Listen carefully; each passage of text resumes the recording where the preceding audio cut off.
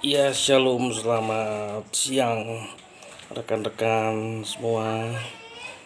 Hari ini saya coba menyapa semua rekan-rekan yang ada.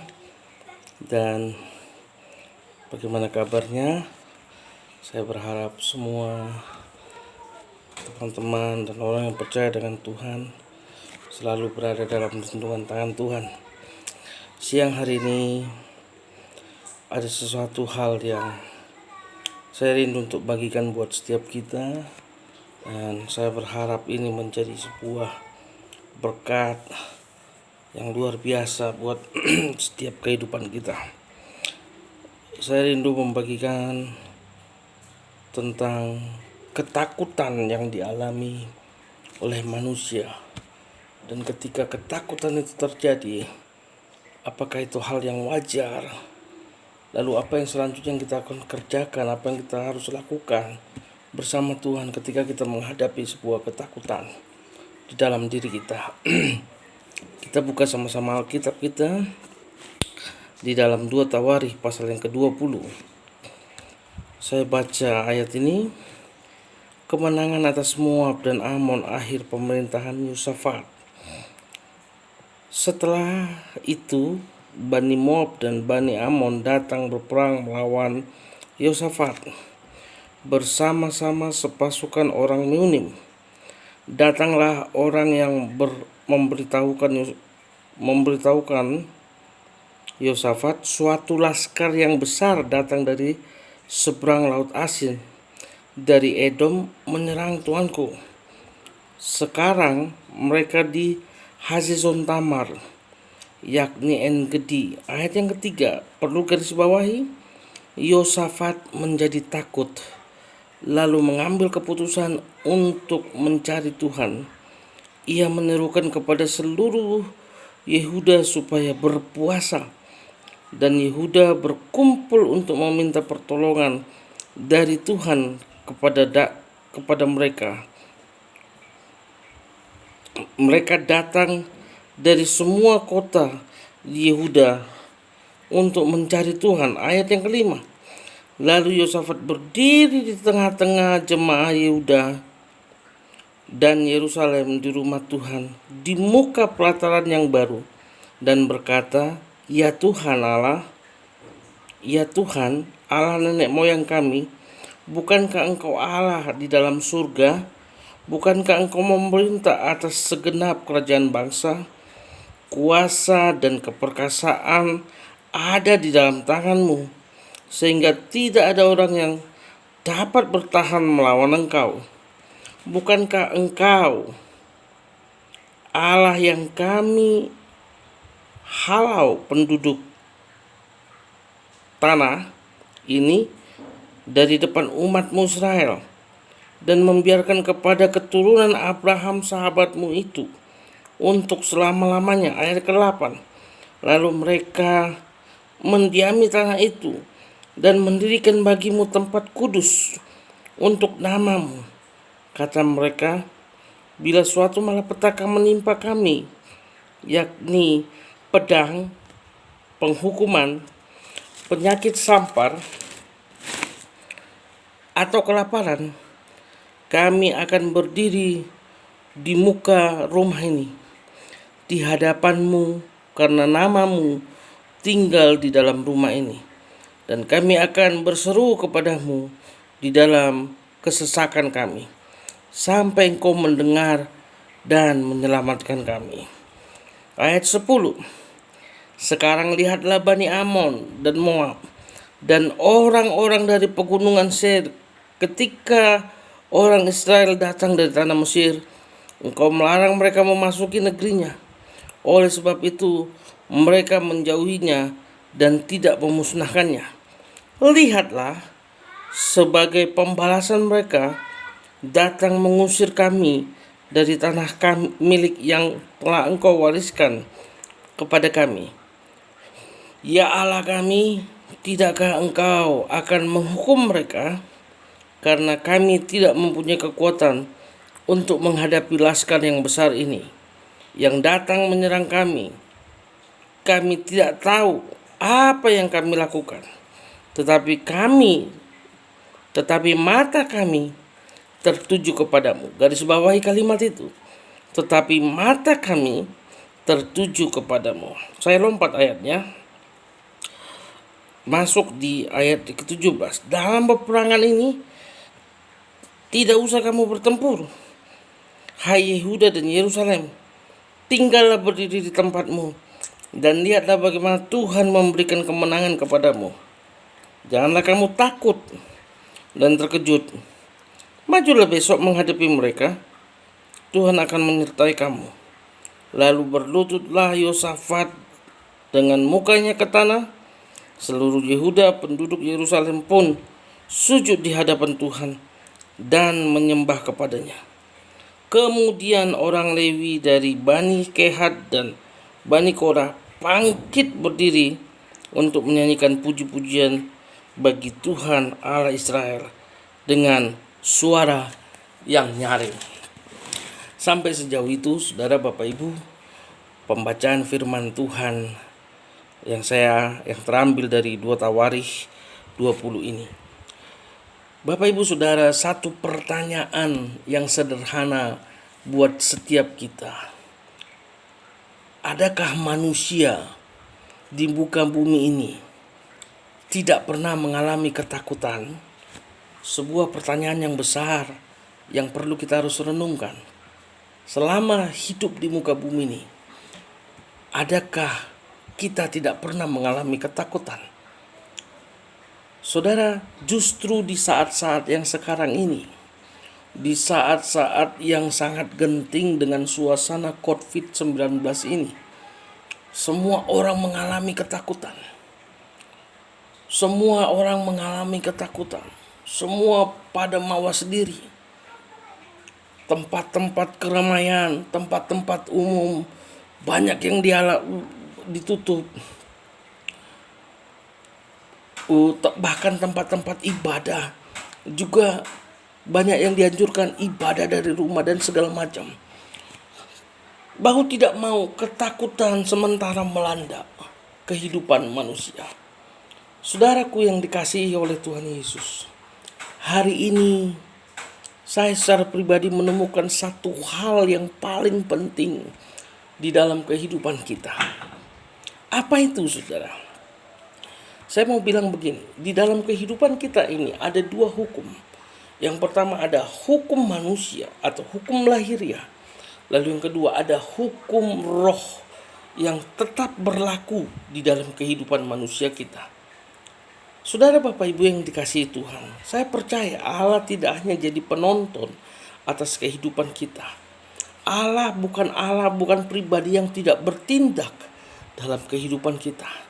Tapi Dia adalah sesuatu pribadi yang senantiasa bertindak dalam kehidupan kita. Perhatikan, saya baca kembali ayat yang 21. Pasal 20 ayat 1. Saya tertarik dengan ayat ini. Setelah itu Bani Moab dan Bani Ammon datang berperang melawan Yosafat bersama-sama sepasukan orang Meunim.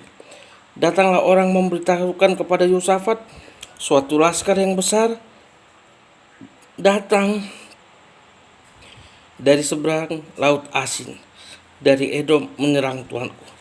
Perhatikan siapa Yosafat. Yosafat adalah seorang raja yang dipilih oleh Tuhan. Dia begitu mencintai Tuhan, serahkan hidupnya sepenuhnya kepada Tuhan. Tapi ketika kabar berat datang dalam hidupnya, datang dalam pendengarannya, datang menghampiri hidupnya, ayat yang ketiga dikatakan Yosafat menjadi takut. Artinya saya mau bilang begini, seorang raja yang mencintai Tuhan, yang menyerahkan hidupnya kepada Tuhan, pun tidak luput dari sebuah ketakutan.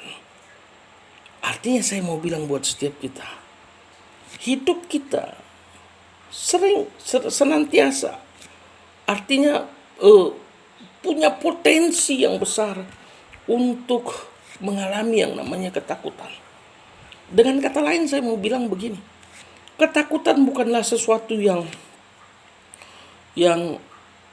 membunuh hidup kita. Ketakutan bukanlah sesuatu yang bisa menggerogoti seluruh kehidupan kita. Ketakutan boleh datang, tapi apa yang kita lakukan di balik dari ketakutan ini menjadi sebuah pertanyaan yang besar buat setiap kita. Ada banyak orang yang mengalami ketakutan. Banyak orang mengalami ketakutan, tapi nggak bisa berbuat apa-apa. Sehingga apa yang terjadi? Jalan pendek di hidupnya. Banyak orang bunuh diri karena stres, karena ditekan oleh ketakutan, kekhawatiran yang luar biasa. Tapi hari ini saya mau bilang, seorang raja yang namanya Yosafat mengalami ketakutan. Satu cerita buat setiap kita Bapak Ibu. Saya pernah mengalami ketakutan yang luar biasa, yang Tuhan izinkan untuk saya alami. Berjalan dalam hidup setiap hari yang saya jalani. Tapi ada langkah yang menarik. Sekali lagi ada langkah yang luar biasa yang diizinkan Tuhan untuk saya kerjakan. Yosafat mengalami ketakutan. Dia bukan takut mati. Dia bukan takut kalah dalam berperang. Dikatakan dalam ayat ini, datanglah orang memberitahukan Yosafat, suatu laskar yang besar datang dari seberang laut Asin, dari Edom menyerang tuanku. Sekarang mereka di Hazeson Tamar, yakni En-Gedi. Yosafat menjadi takut. Seorang Yosafat dia mengalami ketakutan, hal yang wajar. Namun dibalik dari ketakutan itu, ayat yang ketiga dikatakan, lalu mengambil keputusan untuk mencari Tuhan. Ketakutan tidak serta-merta membunuh kehidupan manusia.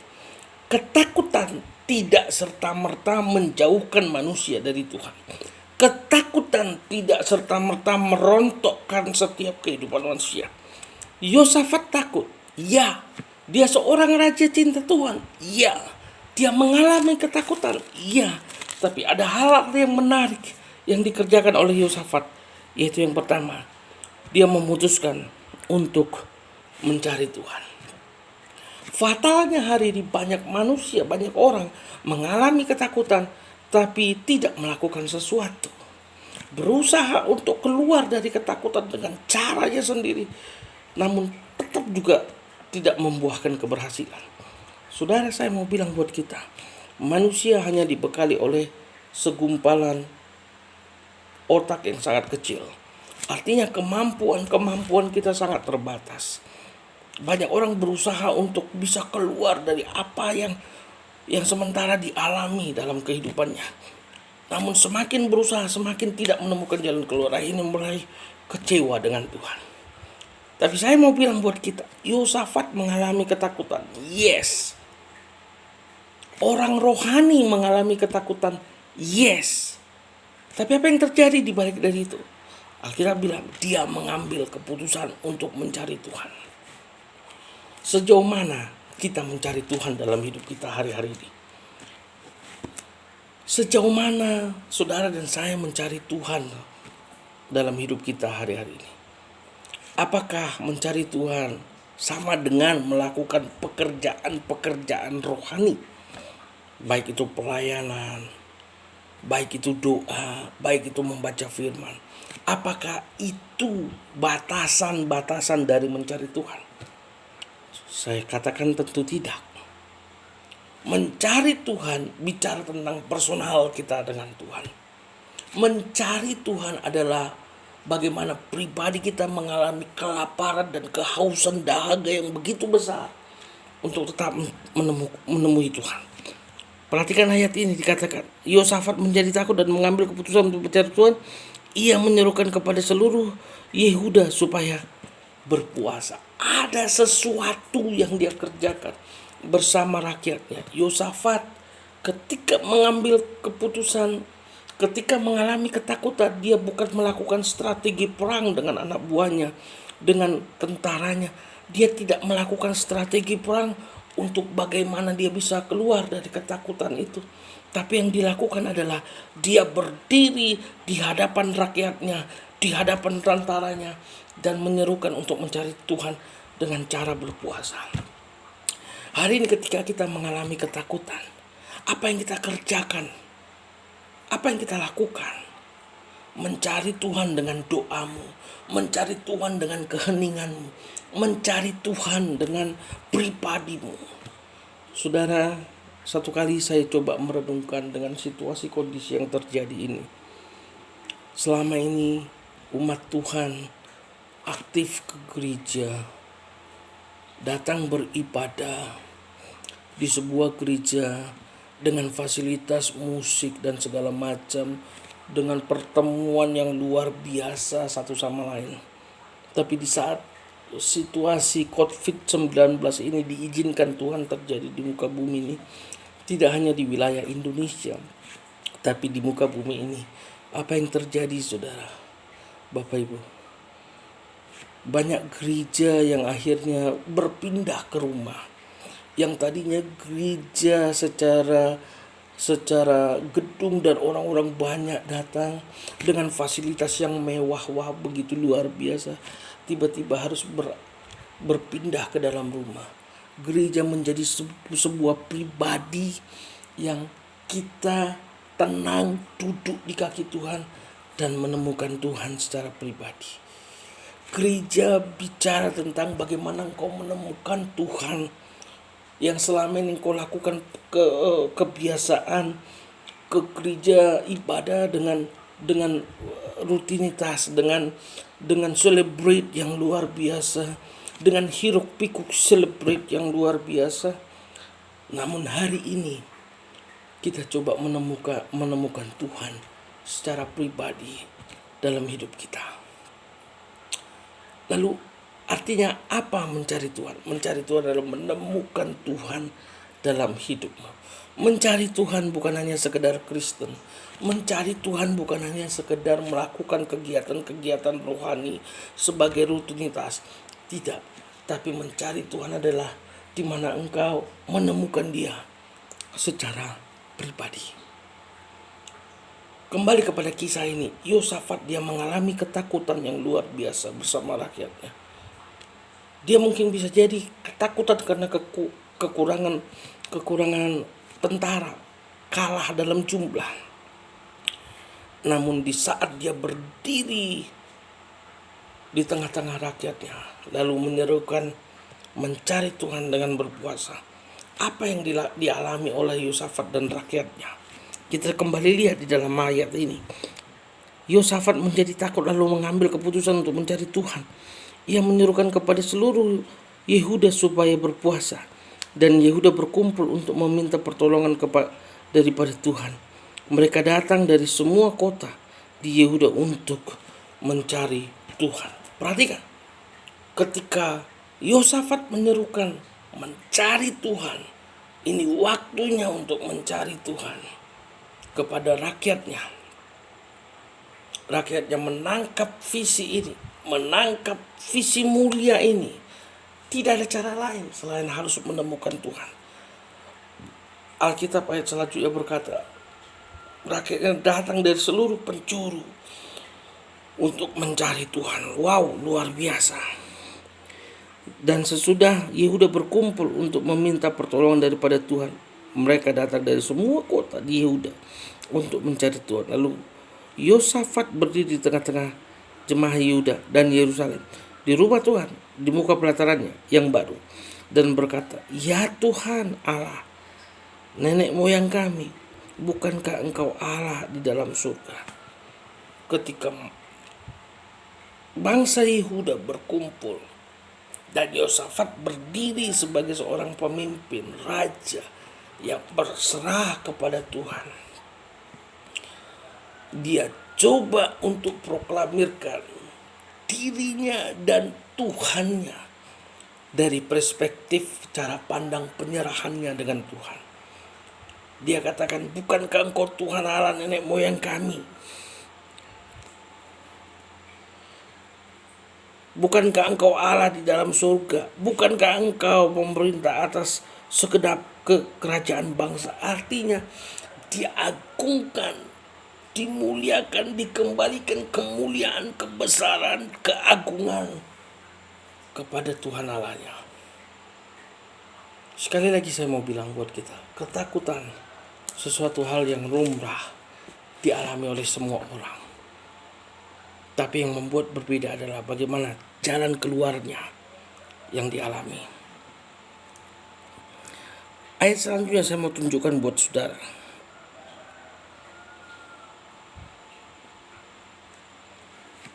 Ayat 10, sekarang lihatlah Bani Amon dan Moab dan orang-orang dari pegunungan Seir ini.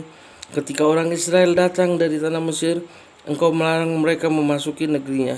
Oleh sebab itu mereka menjauhinya dan memusnahkannya.